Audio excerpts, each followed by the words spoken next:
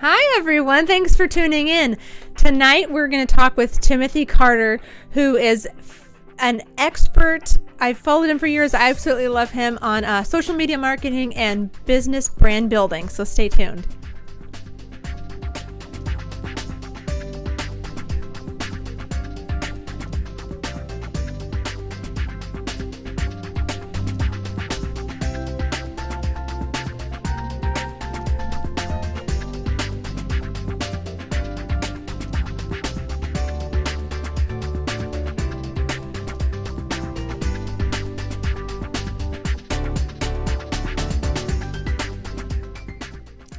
Hi everyone, thanks for joining me tonight. I'm the host, Carissa Dunphy, and tonight we are going to talk to Timothy Carter. Very excited about that. This is episode 50. That's a milestone, a half of a milestone. I'm excited. I should have cake or something. But anyways, I first want to tell you about our sponsor, which is Ovaleye TV. And Ovaleye.tv hosts and produces live video events such as this one that you can customize to your needs to meet your brand.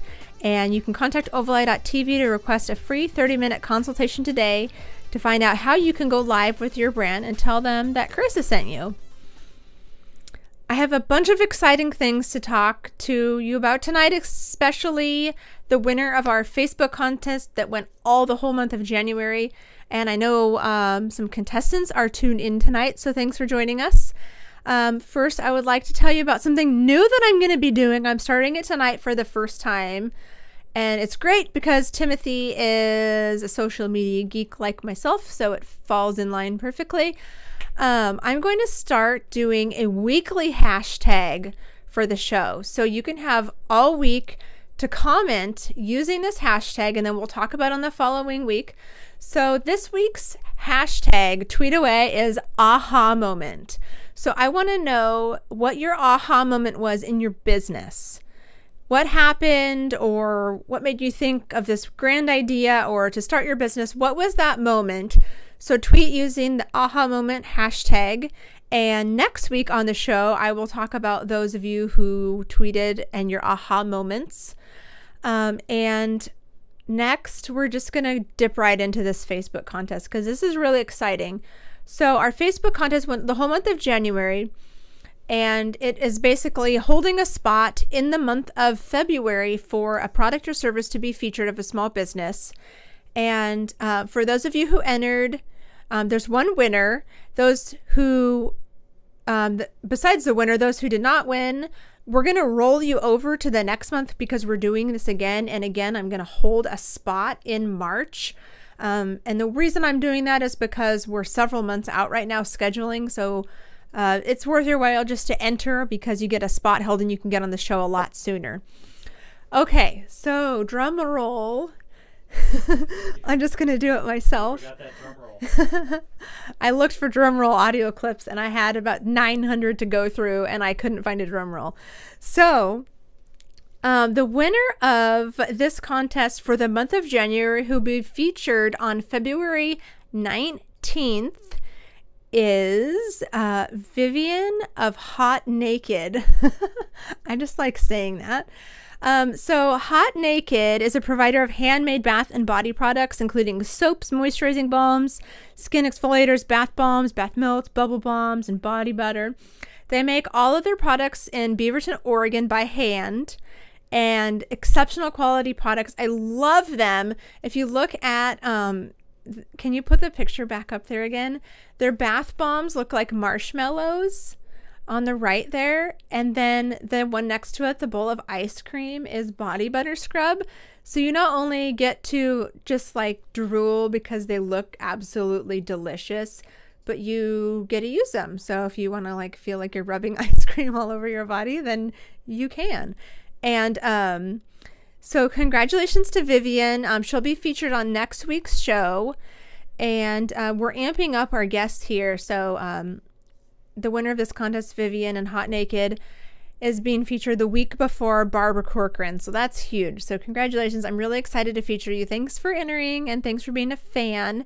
And again, those of you who entered will be rolled over into the next month, so you don't have to enter again. And our Facebook page, Facebook/SM Biz Do It Better. You can enter there, or I'll have the link on the show notes tomorrow. So thanks for everyone who entered. And to those of you who are in the chat, I'm going to bring Timothy on now. So welcome to the show, Timothy. Thanks for joining me. Thank you. Glad to be here, Carissa. I'm glad you invited me. I'm so glad that you are joining me tonight. Like I said, I've been following Timothy on Twitter for years, and he posts a lot of good quality content and inspirational quotes too, which everybody loves. And I'm sure you get a lot of retweets on those. I do, and I think back in the early days of Twitter, that's what really caught fire, was sending off inspirational quotes that got people thinking positive. So that was a fun little thing to start off on. So I continue to do it every once in a while. Yeah, it's lovely. I love it. So if you're in the chat right now and you have a question that you'd like to ask Timothy or myself, type it in the live chat and I will relay it to him.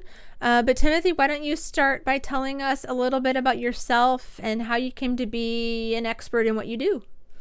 Well, I don't know if I'm necessarily an expert, but I've been around for a number of years. I actually date back, and I'm dating myself now currently, to the days of dial-up with America Online, and learning how to network and find people who were interested in a certain topic or a certain passion, even a specific product line, and being able to take, face-to-face networking and really amplify it through social media back in those days before it was called social media, really gave me a strong foundation from which to help a lot of small business owners, solopreneurs, and large and medium-sized businesses to really grasp that, which is why I'm currently here at Smash Hit Displays.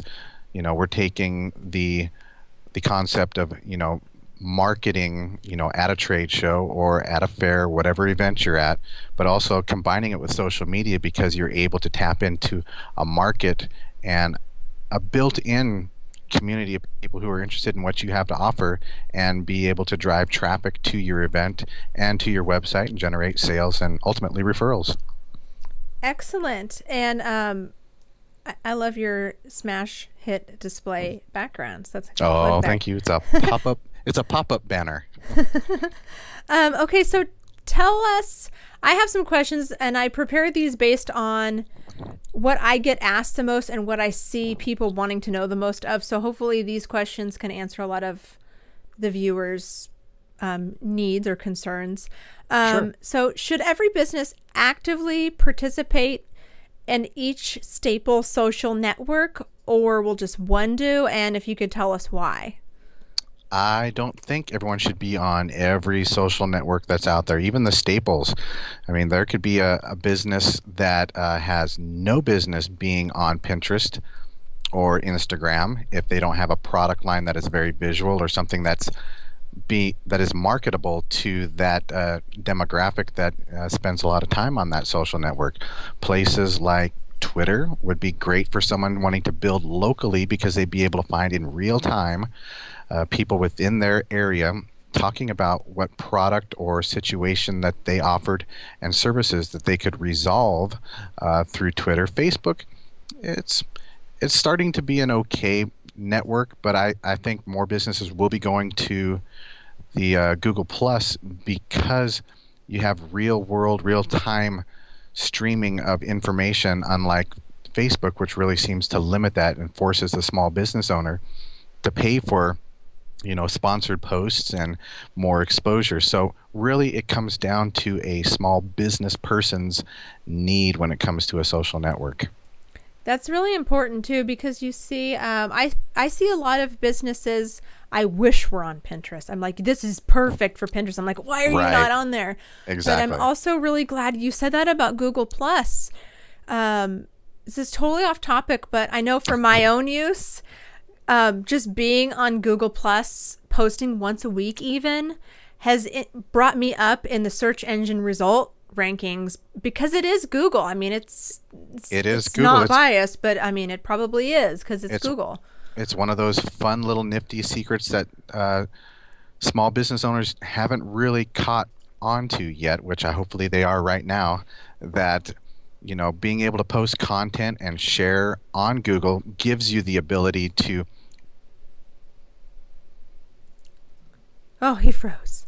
That was a good pose to freeze on, though. We'll see if he comes back. Sometimes Skype has a little hiccup. So if you're not on Google Plus, oh wait, there he is. Hold on.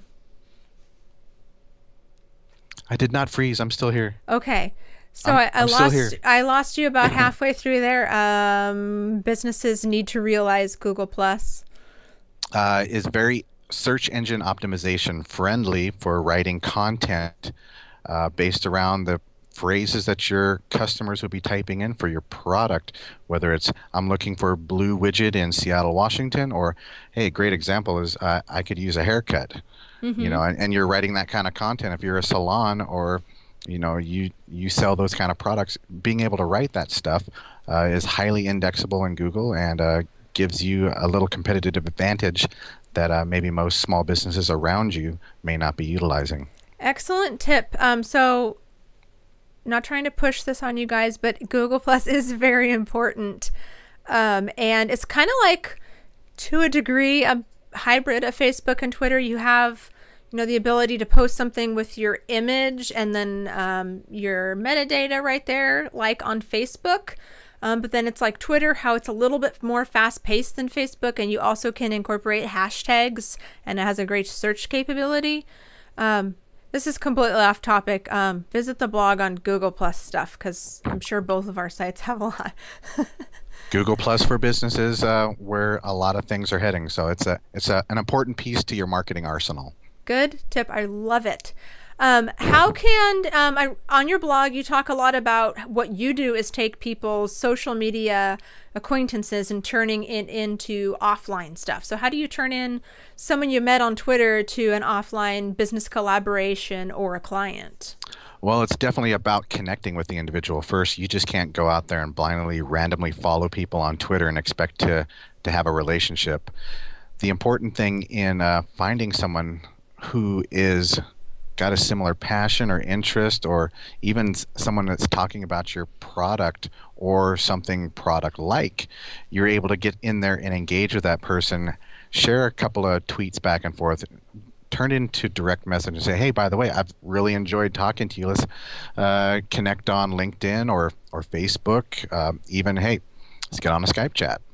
And then you're able to, every time you're engaging with someone in a conversation, getting to know them in a quick tweet here or there, doesn't take a lot of time, but it makes them feel like you're being genuine, which you are, and they build a level of trust with you as you continue to engage with them.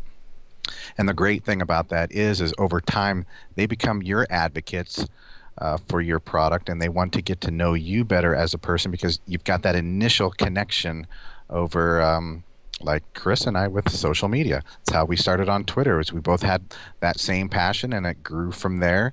And here we are talking about, social media live on chat tonight. So it's just really about being able to find ways to connect with people, and whether it's in their Twitter profile, their Facebook, what they're sharing about, you think, ooh, there's something that I can connect with, and I can genuinely reach out and share that moment with that person. And most of the time when people are on the same network that you are, they have like-minded thoughts. Like Timothy and I were kind of Twitter freaks, and we happen to both be in Seattle, so I'm sure that kind of brought it to it's kind of different when you could actually potentially meet someone in real life. Right. In the chat room, where did it go? I think it was Aunt Ruby wanted to know your, I guess, thoughts on if there's any social networks that are on their way out. On their way out. In some respects, I honestly think that, MySpace was out, kind of like how now Facebook is starting to make that transition to being out, because they become a business model that they're trying to make funding for themselves because they're a public company. So it's really limiting the ability for small businesses to, be in a normal stream for content. If you've got a fan page out there, 85% of the people that you are connected with aren't going to see your latest posts unless you pay for it. And so that's where, places like Google Plus come into play, is they don't have that limitation.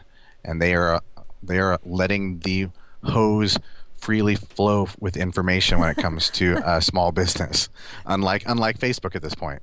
And Google Plus also was started as another company. This is a tiny little piece of Google, so most likely it won't move to that monetized platform like Facebook. Right. It's I more would of just guess. it's I think at this point it's truly just a social sharing network, which is what Facebook used to be early on. And now, for small businesses, Facebook's not really the place to go. I mean, a lot of people, a billion people are on Facebook, but your exposure to those people in a fan page, or a business page is extremely limited now. Definitely. And I noticed there's a couple comments in here about what you've just said. It's really hard to utilize Facebook as a small business because it's getting harder to be seen. Hmm. And even with, their measurement of edge rank and, trying to optimize your times there, the unfortunate thing is you could post 1 time a day or 50 times a day. You still might not hit the mark unless you're actually paying to promote that piece of content. Yeah, and I don't want to complain or anything, but one thing I noticed, we're on a roll. We are. When I log in as my page because I want to comment as a brand, I don't see anything from today. I see only like 22 hours and beyond or before that. I don't see anything current. So I'm like, what? And you Google it or you Facebook troubleshoot it. Right. And there's so many different answers that it could be. There's really no way to solve it. So it's kind of frustrating. Yeah, and that's why I often suggest to small businesses, if they've already got a presence, great, because it's also good for SEO purposes, for content. But if you're really wanting to focus on building your brand, if you're a visual company, go to Pinterest or Instagram. Google Plus is a great place. And if you're looking to expand your circle of influence, and your word of mouth marketing, Twitter is a great resource, and it's probably one of my top sites for people to go to. Good one. And again, off topic, I'm sorry. I'm just totally nerding out here. That's what we're doing. What do you think about Vine? Vine's an interesting concept. I mean, it's got the 6-second window of short little clips that become a repeating thing. It's great for some people who are maybe not necessarily comfortable with being in front of a video camera, like using something like Tout or Telly. But it's definitely got its niche. I don't know if it would be a full force social media thing like using YouTube, but it can be a fun marketing tool as people start really grasping the power of what that little 6-second short attention span clip can do for people. I agree. I've seen some really, really clever uses of 6 seconds. I that part of my brain doesn't function right because I can't do that. But I've seen some amazing, and they started doing editors picks too, which are the really high viewed ones, right? Which are always really good. So I kind of, when I get bored, I go look at Vine. Anyway, hey, we're geeking out. It is social media. Just like I see that Aunt Ruby's asking about Rebel Mouse. Rebel Mouse and Twyla are great, resources for your message to be spread across the internet, and it also helps for small businesses in generating quality links back to your site and back to the content that you're sharing. So I like Rebel Mouse. I think it's pretty cool. Interesting. I have not pursued that one yet, so I'll have to look at it a little bit more. All right. So I'm sorry, I'm just reading the comments here. June Bell wants to know, how do you still have time to produce your product and keep up on all the different social media sites? What's your best tip there? The best tip is absolutely focus your time. Don't spend 4 hours a day sifting through tweets and social media, YouTube videos, whatever. You have a 30-minute window that you're doing X, Y, and Z, or A, B, and C. Whatever it is that you're going to do, you're going to tweet for 15 minutes, connect with a couple of people. Maybe 20 minutes later, you're doing a Facebook post and you're engaging with that community over there. You want to break up your day because you've got different people showing up at your sites at different times of the day. But the focus needs to be being short little bursts of social output so that you can come back at a later time and have short little bursts of engagement to those people as well. So it's not sucking up your time, but at least you're still taking that time to engage and potentially network with prospective customers. That's a good tip. And there's plenty of tools out there for myself. I kind of stick by your rule. You give yourself a window, but I use my window to schedule out. So I'm not in big chunks. I'm throughout the whole day. So it's even. Yep. So there's a lot of tips. And June, feel free to connect with myself or Timothy in the chat room or on Twitter after the interview.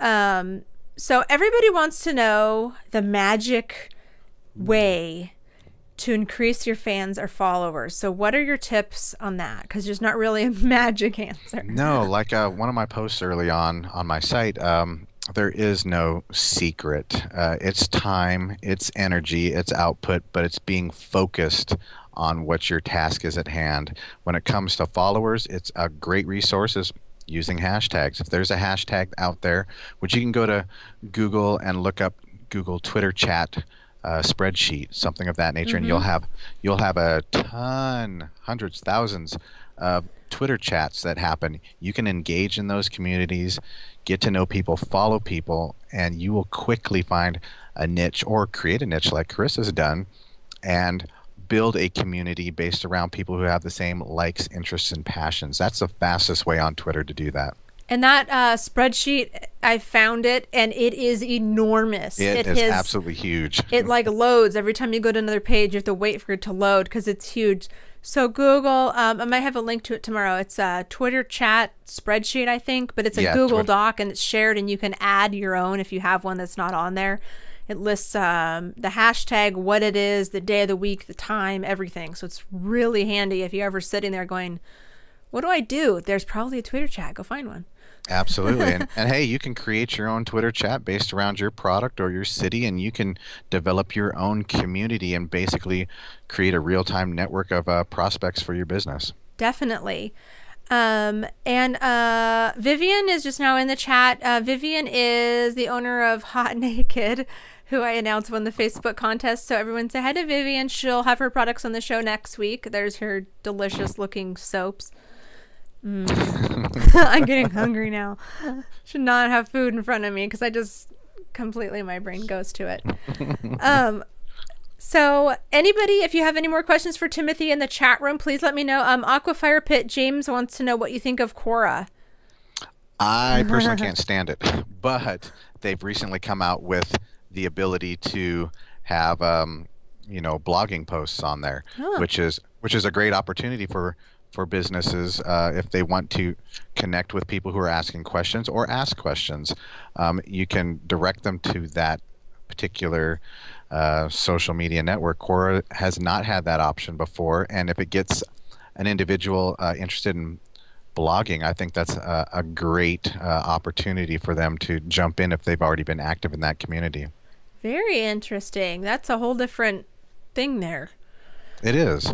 Yeah, I think that they realized that they became pretty limited in their scope of how they could really engage with people. So, blogging was that next step in their evolution to really continue to drive their traffic and their results and give people an opportunity that may not feel so comfortable with starting up their own blog or not necessarily wanting to do it on Google Plus. So Quora's got a great community of people that are very active.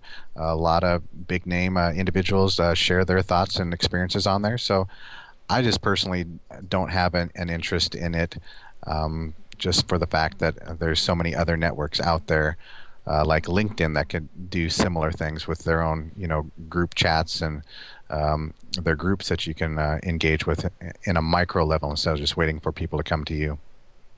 Good tips. Yeah, I'm really excited. So I'm gonna have to replay this a bunch of times and write my own notes just for myself to hear what I've just heard over and over, because you're giving some excellent tips.